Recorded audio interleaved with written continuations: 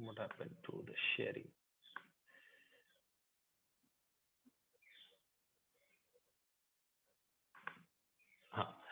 So K will increase in time, and as K increases, epsilon will increase, and this velocity will increase, reach this point, then it will start decreasing because of the shape of this curve. So the force is acting in the positive K direction, but the velocity in that direction is decreasing. So therefore, the acceleration of the electron is directed to the left. So it's opposite to the direction of the force. So that's the point I was trying to make last time. So this just gives you the essential idea as to what can happen near band edges, and this gives rise to this behavior that we call holes. So let's come to now a more sort of detailed discussion of the concept of holes.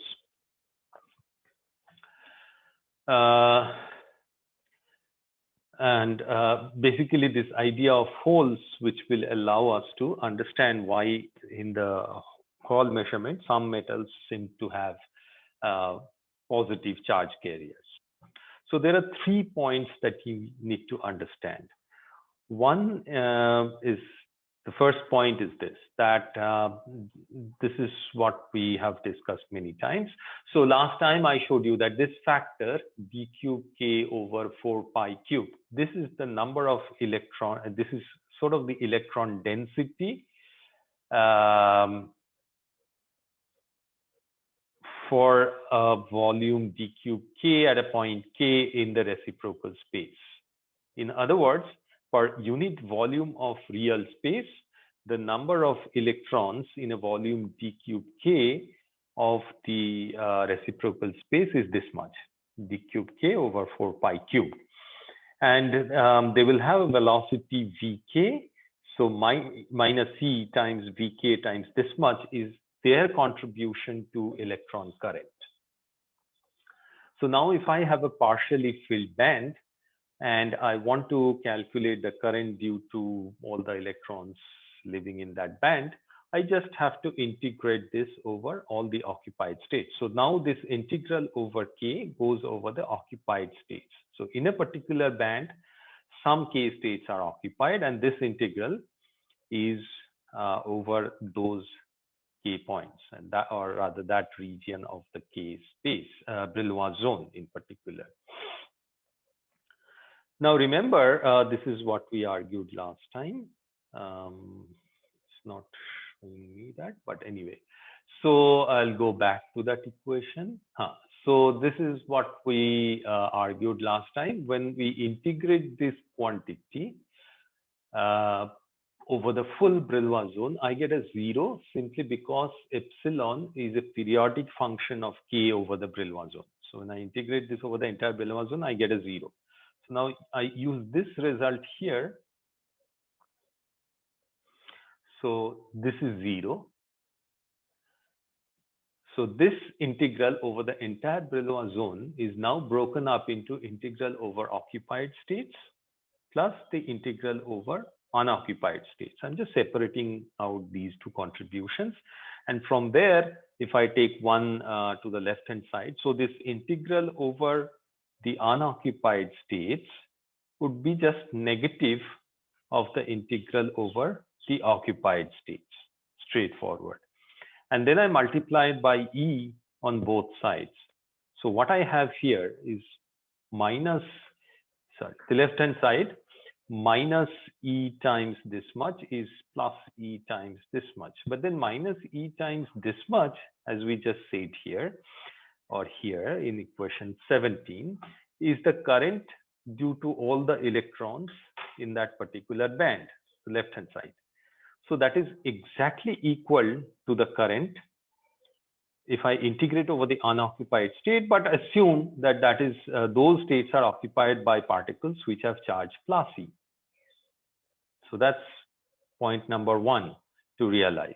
Okay, so the current can, due to a band, particular band, I emphasize this point, this is for a particular band, can be written as this integral over unoccupied states, but those states are now occupied by, as if they are occupied by particles of charge plus E.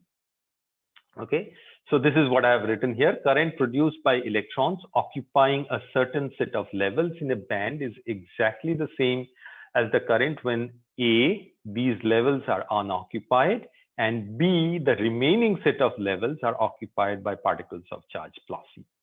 So that's the first point to understand. The second point to understand is how do these unoccupied levels evolve in time? Turns out they evolve exactly as if they were occupied by electrons. Okay, so if I want to associate now some trajectories related to these unoccupied levels under the influence of external electric and magnetic fields, how would they be? Now, they would be exactly like as if they were occupied by electrons. Why is that? Because the semi-classical equations of motion are just, 6 first-order differential equations.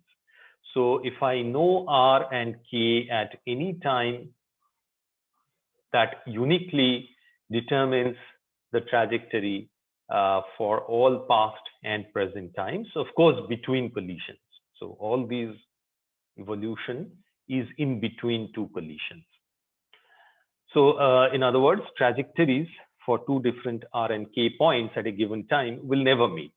So at any instant of time, if I have, let's say this is a schematic, so this really is a 6-dimensional RK space. So each plane here perpendicular to the t-axis is a representation of the 6-dimensional RK space.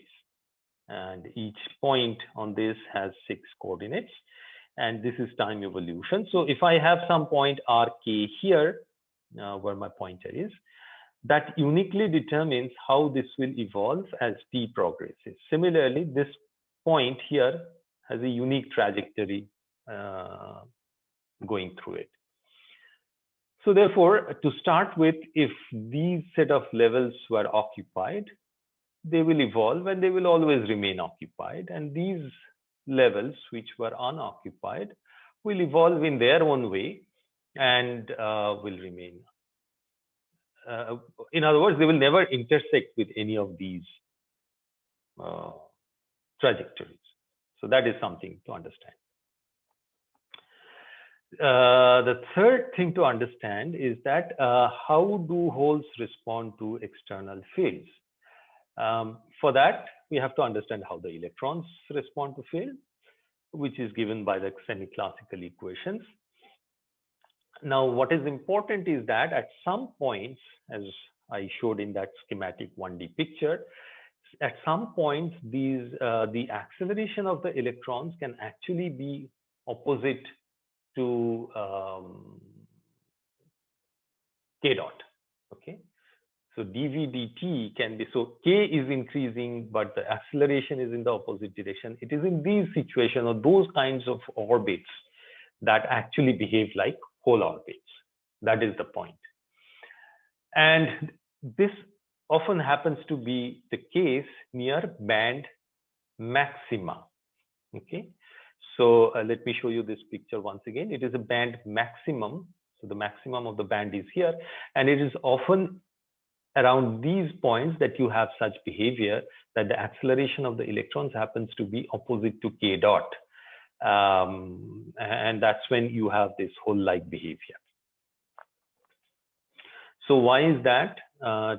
So in order to understand that, so let us assume that we have at some point k naught in the k space, the band has its maximum energy. So in this picture, it just happens to be at the zone boundary, but this in this case is the k naught point at which the band has its maximum energy.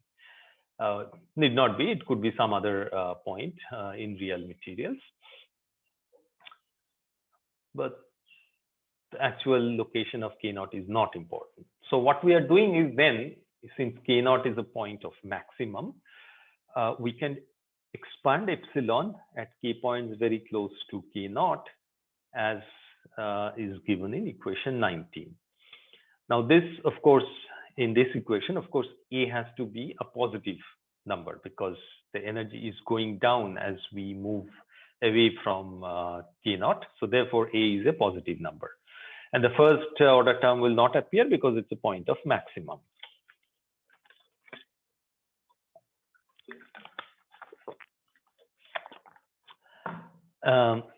So one typically defines a quantity which has dimensions of mass, call it m star, so that A is equal to h cross square over 2m squared. So that gives it, this term, the second term, a familiar expression for energy, h cross square k minus k naught square over 2m star. And then we have defined velocity as the k-space gradient of epsilon divided by h cross. So that's the velocity. So we want to calculate the velocity at this point k. So the first term is a constant here in equation 19. So therefore, I'll pick up the contribution from the second term, which is twice A over h cross k minus k naught. And when I write A in terms of this, I get h cross k minus k naught over m star with a minus sign.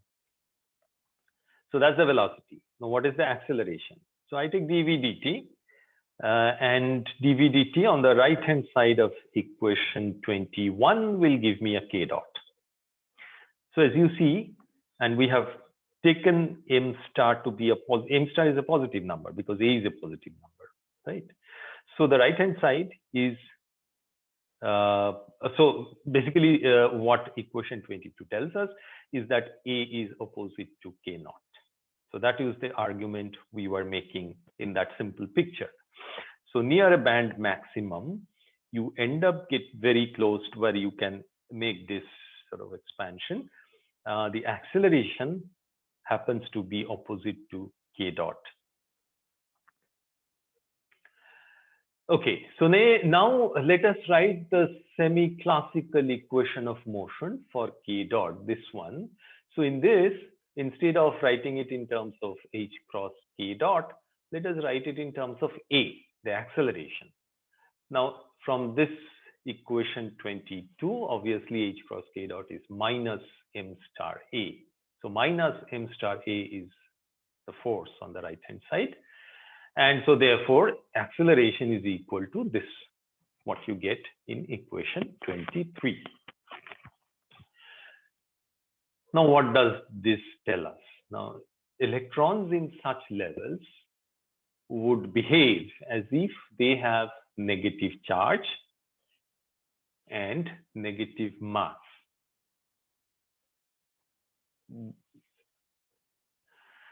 Now, negative mass is a conceptually difficult thing to deal with. So we can simply change the sign in both the numerator and the denominator and claim or view it as if these levels would behave as if, so their time evolution would be as if they are occupied by positive charges, but with particles of positive mass. So that makes us happy. So the charge, so yes, is there a question? I've written electrons in these levels and calculating this and writing this equation for those levels, but we started with the assumption that there are only partially occupied states. Yes. I mean, these levels are not occupied, right? These are not occupied exactly. So that is why. So there are three different pieces to it. Okay. So that is why I have marked these as points 1, 2, and 3. So the first point was this: if I'm interested in calculating current, I can either take take the contribution from the occupied level, or I can equivalently take the contribution from the unoccupied levels. Given a band, I cannot take contributions from both the occupied and the unoccupied levels. So either set, number one. So if we are doing this acceleration in the unoccupied states, we are then not calculating the occupied part. No. So in a given band, you cannot consider both the occupied levels and the unoccupied levels. Any one part has to be considered. Okay. In the second point, we argued that the unoccupied levels, their time evolution, I mean, they remain completely separate from the occupied levels. They have their own time evolution, exactly the same as the occupied levels. But then we argue that near band maxima, when these kind of expansions can be made, the acceleration in these levels happen to be opposite to k dot, and which leads to this kind of an expression as in equation 23. So, so then if these levels were occupied by negatively charged electrons, they would have negative mass. So instead, we change signs of both the numerator and the denominator and pretend that they are occupied by positive charges with positive mass. So taking these 3 points together, we can say that these unoccupied levels, which we call holes, the absence of electrons in these levels is what we call holes, behave in all respects like ordinary positively charged particles. Okay, and while calculating current in a specific contribution to current from a specific band, I either have to consider contribution of electrons charge minus E from the occupied levels, or unoccupied levels with charge plus E. Okay.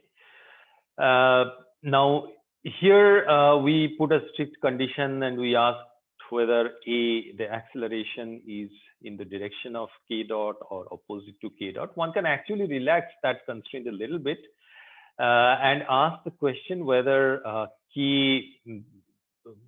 like k dot A, this quantity, this scalar product, is negative or positive. If it is negative, turns out that those levels act as hole levels, and if it is positive, then you have electron-like levels.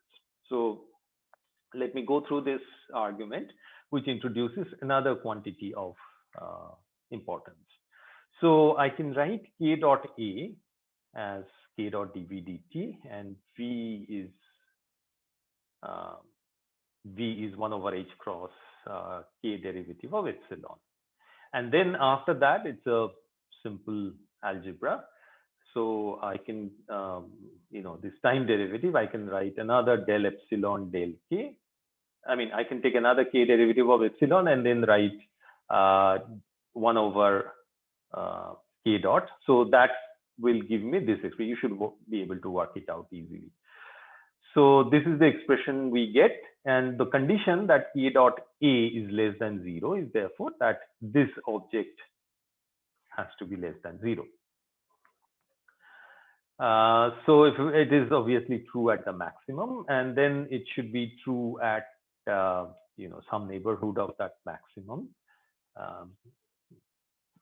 So now one defines a quantity which is called an effective mass tensor. Okay, an effective mass tensor, which is defined by this equation 25. And which is, this basically comes from the Hessian of the band energy with respect to the k points. And you have plus or minus, depending on whether you are at a band maximum or a band minimum. And the point is that you can now write the equations of motion in terms of this, this effective mass tensor. So, so dv dk, which is, I can write this as dv dt 1 over k dot, and so that obviously gives h cross k is so basically from equation 25 you can derive the relation that h cross k dot is ma, where you can now view this k dot as a column vector, a as a column vector, 3 components, and M is a tensor, 2 by 2 tensor, 3 by 3 tensor, I'm sorry. So then in terms of this effective mass tensor, the equation of motion can be written like this. So that's something you have, because this concept of effective mass is quite important in dynamics of electrons and holes, in particularly in semiconductors. Although we'll not do semiconductors here, but this effective mass, this band effective mass, is a very important concept that tells you, how effectively, when you consider their semi-classical dynamics, how heavy or light they are. So how they will respond to a given external field. It has nothing to do with the physical mass of an electron, because as you understand, we are doing a semi-classical dynamics. So we are looking at motion of electrons in bands in response to external field. So if the mass of the electron, etc., have all been taken into account in calculation of the band structure. So after that, what matters is this quantity. This, in a simple language, what we call M star here. As you can see, the way it is defined, it's related to how the band shape looks like near the maximum. And a more generalization of that is this effective mass tensor, M. So this determines effectively how heavy or light a hole or an electron is when you apply an electric field or a magnetic field. Okay. So those are, yes. So what are the components of M signify? I mean, for different I's and J's.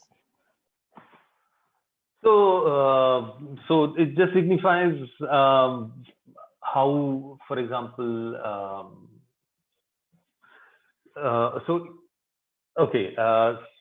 so given an external field, the equation would tell you how K would evolve, right? What K dot would be. Now, given a K dot, M would tell you what the acceleration would be. So in this general case, the acceleration need not even be either parallel or anti-parallel to K. It all depends on the structure of M. It could be in some general direction, right? It all depends on the band structure.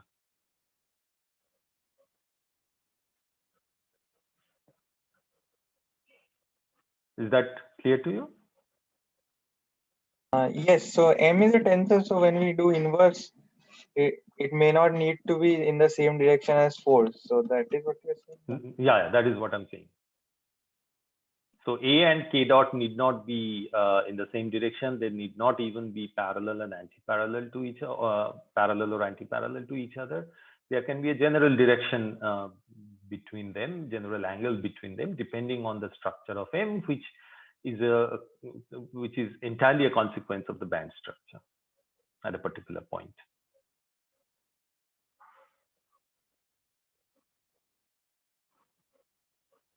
Clear? Yes.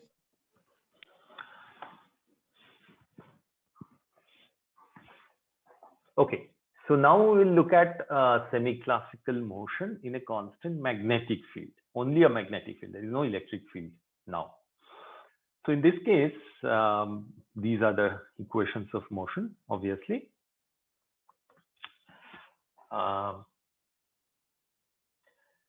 Now, if you look at the structure of this equation, and this is classical motion of charged particle in external magnetic field. You must have done this in your earlier courses. So there are two conserved quantities in this. The momentum along the field is conserved because all the force is perpendicular to the magnetic field, and the energy is also conserved in this motion. So these are two conserved quantities. The component of K along the magnetic field. So what we call momentum in case of a free particle is now our crystal momentum. So K along the magnetic field is conserved, component of K, and the energy of the electron is also conserved. So what type of orbits or what type of trajectories would the electrons have in such situations. Obviously, I mean, if I'm looking at a particular electron, it has a certain energy. And so because energy is conserved, now I have to consider a constant energy surface in the K space. Okay, so think of constant energy surfaces in K space. If we were in the Sommerfeld model, these surfaces would just be spheres. In general, electronic bands in solids, these are not spheres. There's some complicated relation between K and epsilon. They need not be spheres. They are in general not spheres. But if I fix the energy, I'll have some sort of a surface in the K space. And because the component of K along the magnetic field is conserved, so the trajectories have to be in planes perpendicular to the magnetic field. So the trajectories would be intersection of planes perpendicular to the magnetic field with the constant energy surfaces. So these are some pictures here.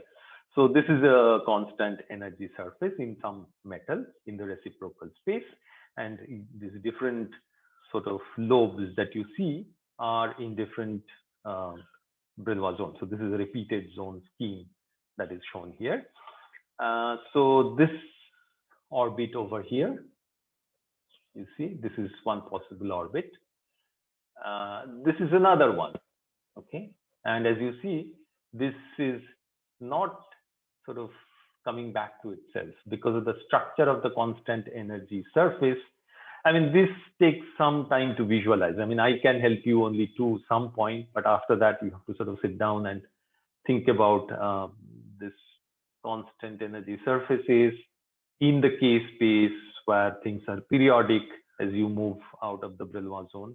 And so depending on what energy you are talking about, you could have orbits in the K space that are actually open curves because of the periodicity. So this goes from here to here and you cross on to the next Brillouin zone and so on. But if you are at some other energy, the surface is such that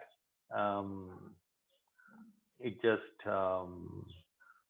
this is not energy. I mean, what this shows is that this orbit is for a particular direction of the magnetic field, which is pointing like this. And this orbit is for a magnetic field, which is perpendicular. So it is going like that. Okay. So these are two different directions of the magnetic field. The trajectories are always in a plane that is perpendicular to the magnetic field. Okay. Similar pictures here. I'll talk more about this. So now, so what is V? V is proportional to the K space gradient of epsilon, right? So V has to be directed from lower epsilon to a higher epsilon. So now if you look at the sort of equation of motion and see what the direction of this scalar product, vector product V cross H would be, you can easily see that if you have lower energy, so if you have a constant energy surface such that to the left, let me just turn on the video for a while.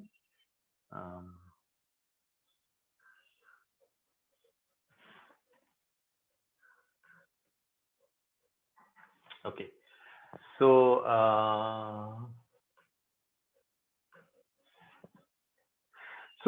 suppose this is a part of a constant energy surface, and on this side I have lower energy surfaces. On that side I'll have higher energy surfaces, and then this V would be pointing like this because it's proportional to the gradient of epsilon in K space, so it will be pointing like this.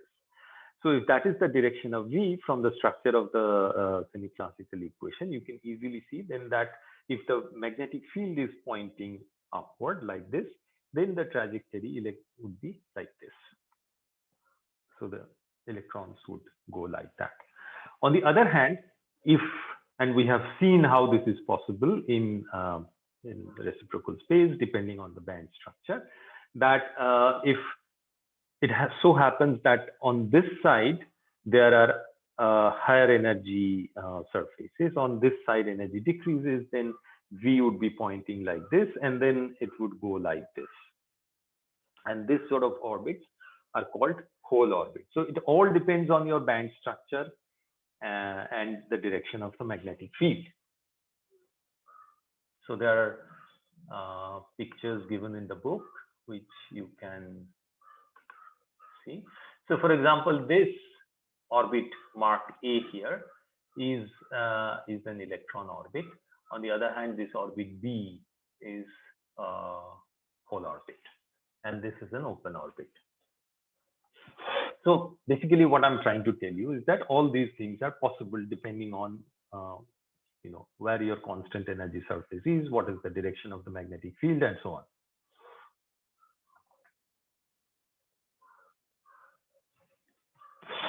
Okay, so now what we'll do is, since we know that the motion of electrons in presence of a constant magnetic field is in a plane perpendicular to the magnetic field, we'll just try to see how the position vector in that plane evolves with time.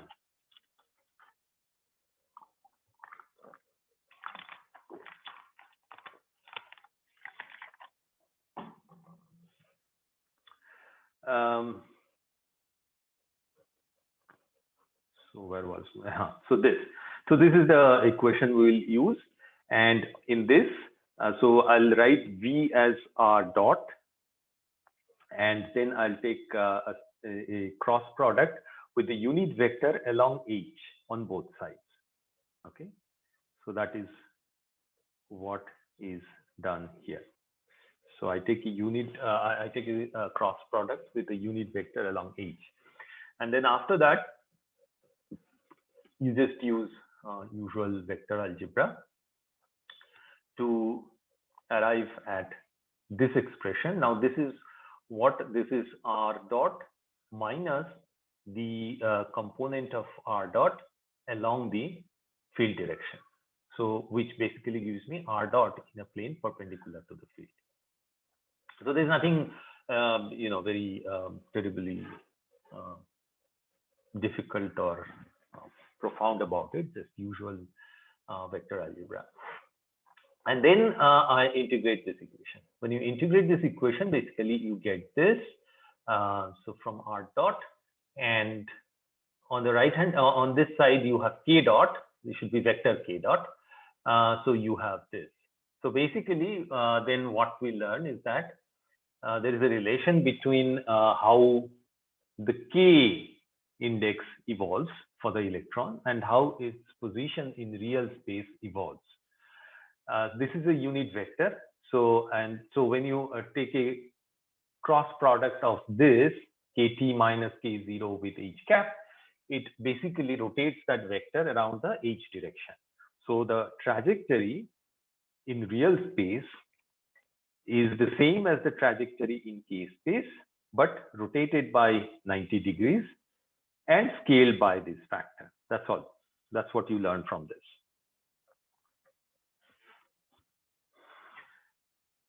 But a more sort of physically interesting thing comes up when you have actually,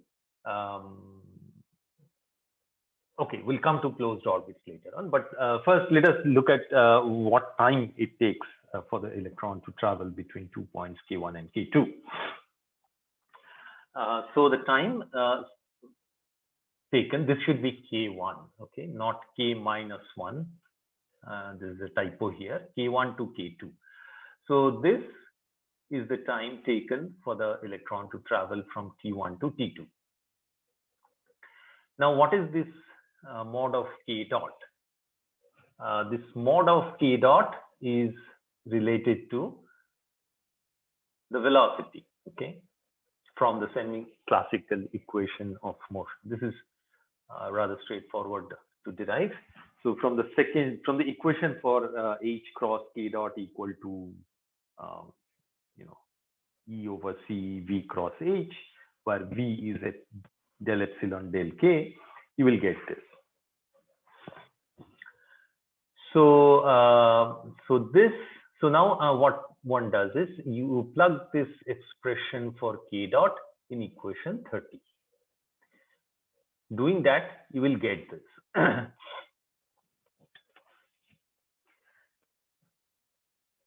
Now we consider two orbits, one at energy epsilon, the other at energy epsilon plus delta epsilon, both in the same plane.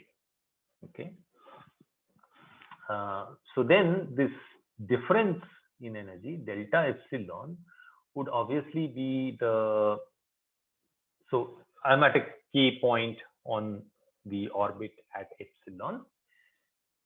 If I calculate the gradient at that point, the K space gradient of epsilon, and multiply that by this vector delta K, that gives me this delta epsilon, the change in epsilon. Okay. So therefore, I can write this del epsilon del K in terms of this delta K, and this vector delta K, and this energy difference delta epsilon.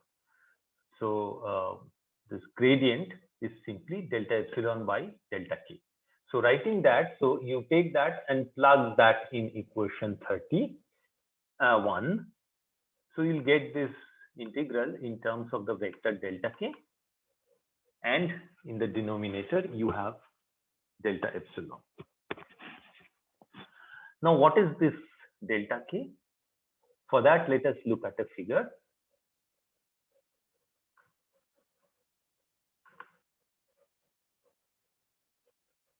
Yeah, here. So the trajectory takes it from K1 to K2 in time t, from T1 to T2.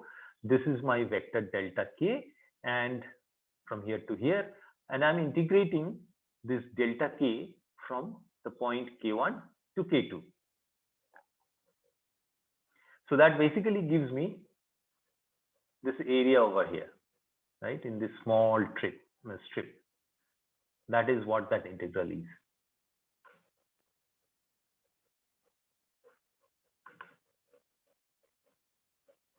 Okay, so that is that area. I call that A12. So this integral is the area A12 between the points K1 and K2, and between these two orbits, one at energy epsilon, the other at energy epsilon plus delta epsilon. And in the limit that delta epsilon goes to 0, so this one here in the denominator, when delta epsilon goes to 0, one can interpret that as the rate at which this area is swept out as you change epsilon. So that is that derivative. Okay. Now let us come to the point when the orbit is actually closed. It's a closed orbit in K space. So therefore, after some time, the electron comes back to the same point K. So K1 and K2 are the same points here. And let us say it takes time capital T for the electron to complete one sort of circle. Circle meaning not a mathematical circle, but to traverse it once. So then T, capital T in then is then from equation 34 is this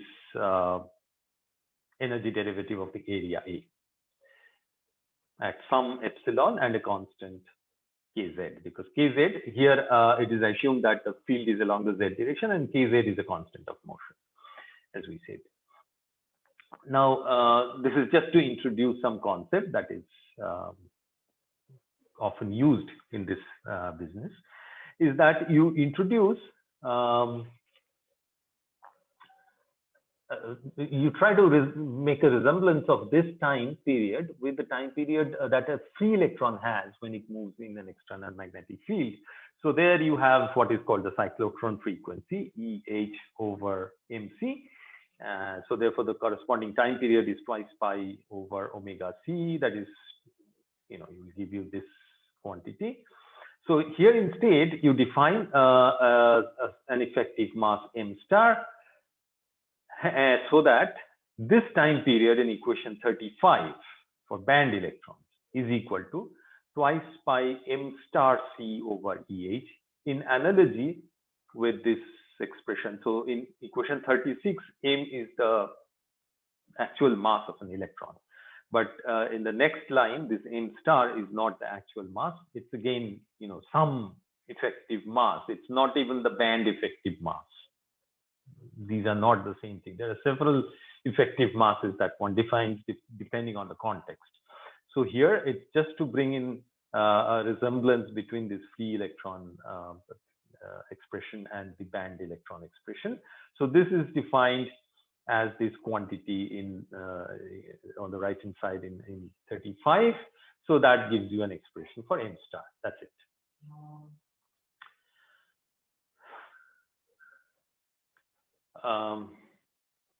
Okay. Now let us come to the issue of you have an electron which is moving in external electric and magnetic fields. So this is again something you must have done in your earlier courses when you deal with, so this is classical motion. Okay? As far as the motion is concerned, there is nothing quantum about it. So when you have a charged particle moving in perpendicular electric and magnetic fields, you introduce a frame of reference moving with this velocity. And in terms of that W, you can you write the velocity of the particle V, okay, in the rest frame as U plus W. So U is the particle velocity in the moving frame, and then you can write the equation of motion equivalently as this or as in equation 38. Both are same because V is U plus W, and W being a constant, the time derivative vanishes. So therefore, you can write it either way. So here I will skip the algebra because the structure of this equation is exactly the same as the equation of motion in presence of only the magnetic field. So that is what you achieve by this. And so you can follow through the same procedure, and you can arrive at an expression for this r part t minus r part 0, which will now involve this w as an extra term. Okay, this will be useful later on. But there is something more important that I have to mention here. So now H cross K dot is, so this is written as H cross K dot. So this was, so up to equation 13 is the general treatment of a charged particle moving in an external electric and magnetic fields.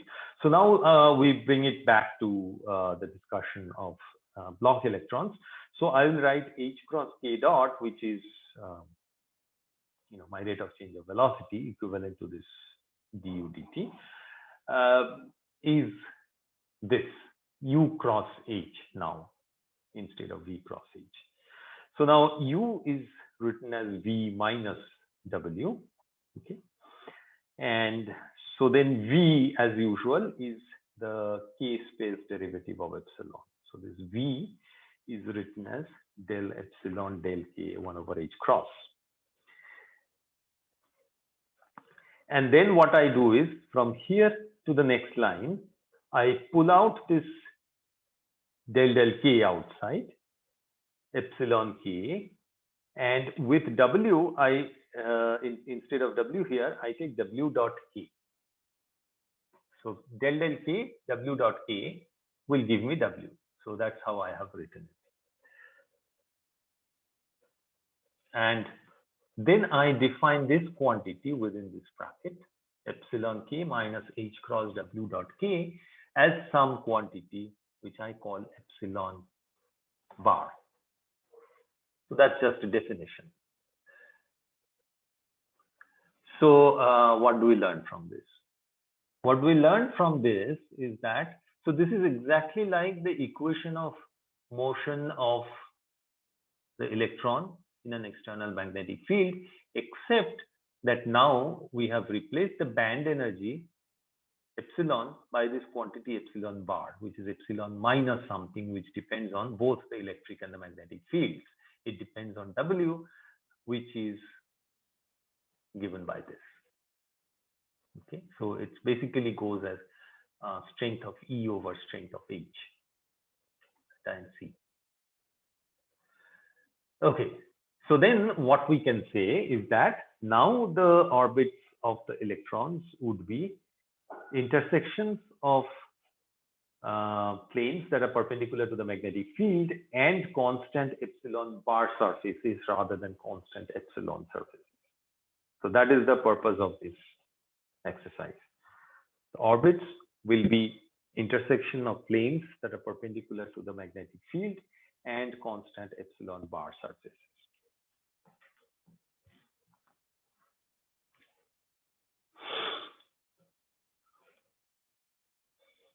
Okay, so with that idea, we are, we finally once again look at Hall effect, and we'll look at Hall effect for block electrons when the magnetic field is high, large magnetic fields. Now, why is that? I want to remind you of this picture. This was something that I showed you when we were discussing Drude theory. This is some old experiment, measured Hall coefficient of aluminum as a function of the external field. So this horizontal axis here is the external field. It measures WC, which is the cyclotron frequency, times T, times tau, the relaxation time.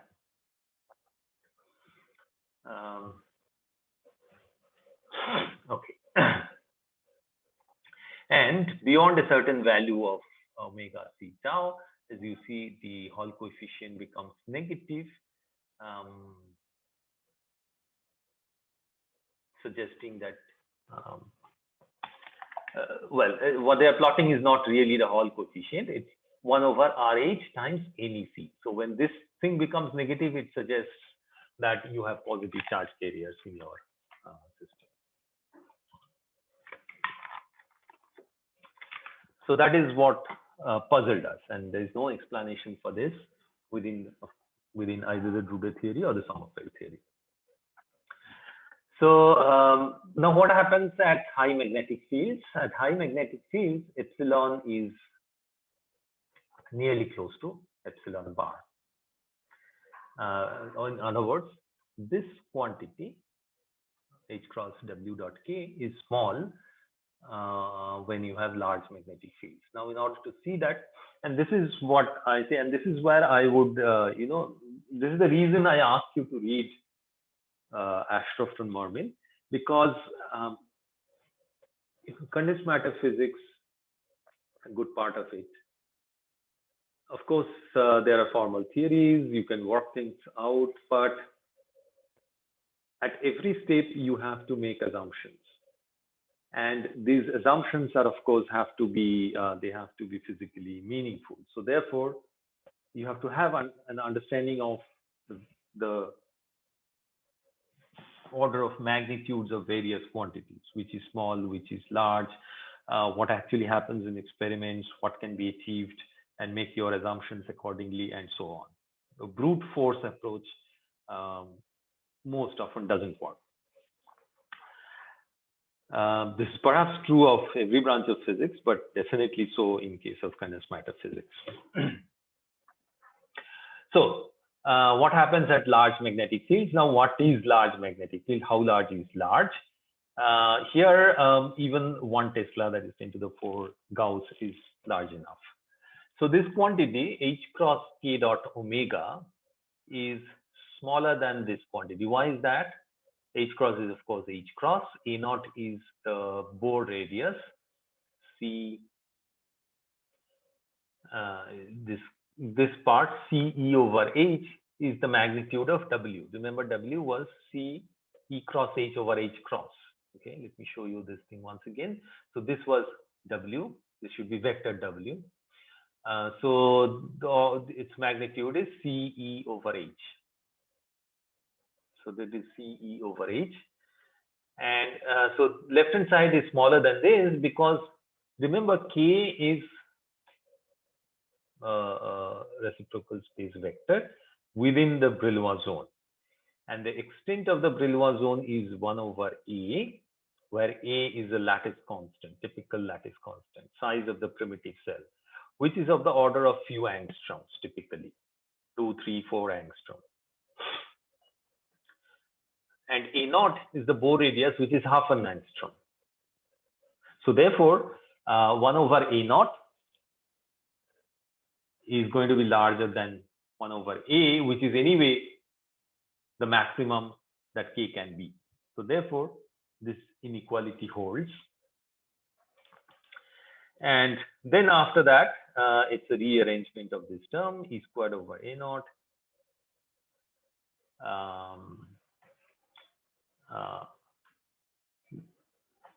This. So basically, you can write things in terms of E A naught and H cross omega C. And here we have to take a look at the orders of magnitude of these quantities. Now, E squared A over A naught is just the energy unit Rydberg. So whatever this quantity is, we'll be measuring that in Rydberg. E is the electric field, and the typical values of maximum values of electric field you can have in metals is of the order of 10 to the minus 2 volt per centimeter. Okay. E naught is half an angstrom or so. E is the electron charge. So if you plug all those in, what you'll have is E, small e, capital E, A naught. It can be at the most 10 to the minus 10 electron volt. Or 10, okay. And this H cross C can be like 10 to the minus 4 electron volt. So you have 10 to the minus 10 in the numerator, 10 to the minus 4 in the denominator. So you have 10 to the minus 6.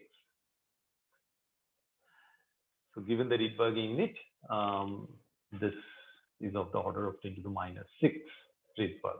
And typical band energies are of the order of electron volts, which is 10 to the minus 1 Rydberg. So therefore, this term H cross omega dot K is much smaller than typical band energies. So therefore, epsilon and epsilon bar are very close to each other. And so what we can assume that what is epsilon doing is the same thing that epsilon bar is doing. So that's just to simplify the analysis. I don't need to worry about epsilon bar at every other K. Once I have calculated the band structure, the effect of these additional term here is small as long as my magnetic field is large. So that's the point. Okay. And then we are looking at the case when all the occupied or all the unoccupied levels form closed orbits in K space. When you have open orbits, things get more complicated, and we'll not get into that discussion here. So just to illustrate the point how the holes play a role, I mean, this much is good enough. So we assume that either all electron orbits, or that is all occupied orbits, are closed in the K space, or all unoccupied levels are closed.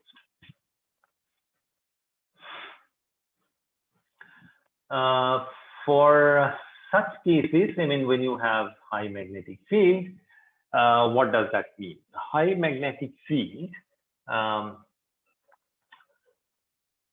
let us look at the time period that we had calculated here. Yeah, so this is the time period for traversing the closed orbit once.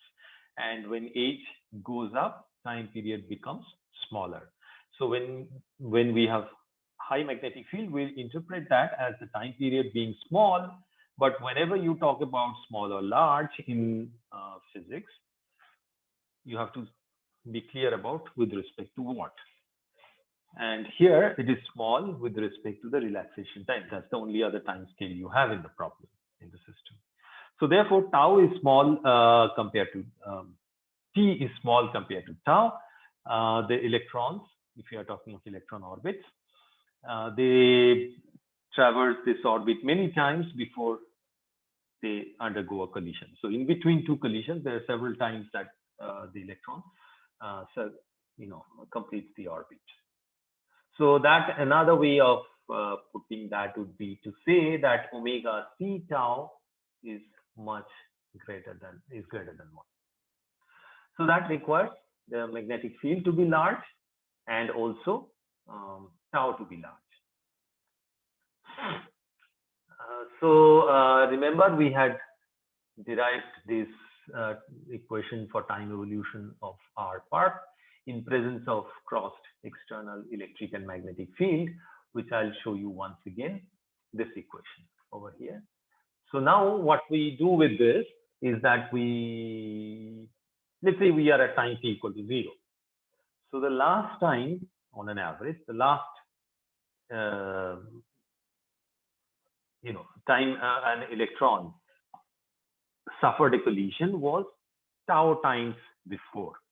So the last collision on an average was tau times before. So I divide both sides. So I put t equal to tau and I divide both sides by tau. So doing that, I get this expression here. This should be tau actually. There are few typos here. I'll correct this and then share with you. So this should be tau. This is k tau. So this is this. We are talking of closed orbits. If you are talking of closed orbits, this k tau minus k0 is a bounded object. Okay, even if tau is very large, k tau minus k0 cannot increase. It's a bounded object. So this term, the first term on the right hand side of equation 40, will make very little contribution when tau is large enough. So the dominant contribution will come from this W, the drift velocity. So therefore, okay, now what is, how do we calculate current? So this basically gives me the left hand side then, gives me the average velocity, okay?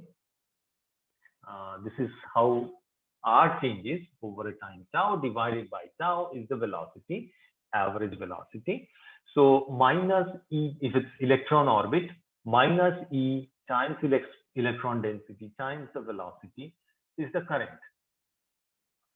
So that will give me in the limit, so this is what is written in equation 41, in the limit that tau is very large compared to the time period, the J perpendicular, because the motion is perpendicular to, we are talking of, this motion in a plane perpendicular to the magnetic field. In that field, in that plane, the current is given by then n times E times the velocity, which is now W, okay, because the first term here does not contribute. So this, when you put W, you just get this expression. Now, what happens if the orbits are hole-like? Then you have to just replace this n by the density of holes and this charge by plus E. So if it happens that all unoccupied levels lie on closed orbits, their contribution to the current will be what is given in equation 42. So as we argued right in the beginning, that in a particular band, you either consider all the occupied levels or all the unoccupied levels. Okay, so if all the unoccupied levels form closed orbits, I might as well work with them for simplicity. And in that case, I'll get my current to be what is given in equation 42. And so they would behave as if the current is coming because of positively charged particles.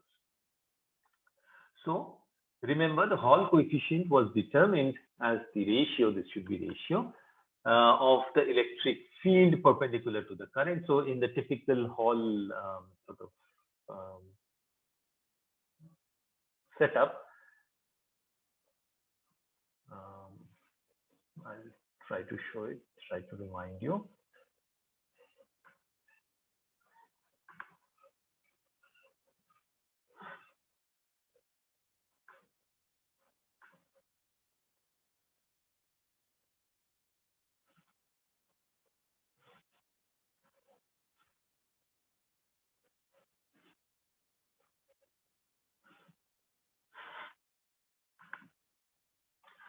So this is a typical Hall setup. There was a current flowing along X direction, magnetic field along H direction, which sets up a perpendicular electric field EY here. So this is this EY, this is this crossed electron, electric and magnetic fields that we are talking about, and there is a current in this direction. And the Hall coefficient was defined as EY over JXH. So this was a Hall coefficient. So we'll use the same idea here.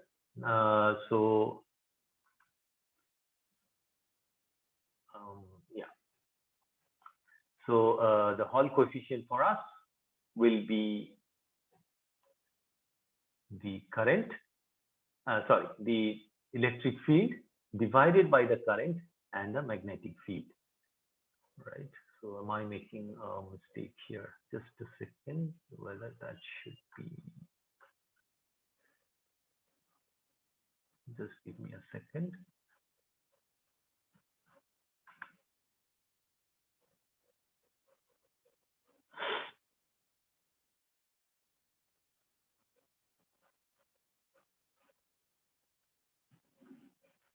Yeah, there's a typo here. So in equations 41 and 42, this should be E cross H cap. Okay, not H over here. Anyway, so I'll correct all that. So then basically you take the ratio of the electric field and the current and the magnetic field. So what we'll get is that if it's the electrons that are contributing to the current from closed orbits, this will be your Hall coefficient. On the other hand, if it's the holes that form closed orbits, then this will be your Hall coefficient. So which will be of opposite sign. So it is this feature of the band structure which gives rise to the observation that some metals seem to have positive charge carriers. And if you have several bands contributing to the current density, then of course the Hall coefficient in the limit of large magnetic fields would be given by this, where ineffective is basically the effective carrier density, which is in minus that is the density of electrons minus density of holes. But let me repeat, given a band, you have to either look at it in the electron picture or in the hole picture. You cannot mix the two pictures for the same band, but you can use different pictures for two different bands and then add up their contribution. That is fine. So that basically concludes our discussion on the semi-classical equations of motion. And I don't want to go into further this thing. The next thing I'll take up is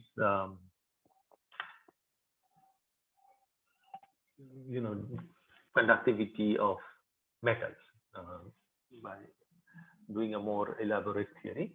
But this is sort of the basic formalism and basic ideas of semi-classical dynamics of block electrons.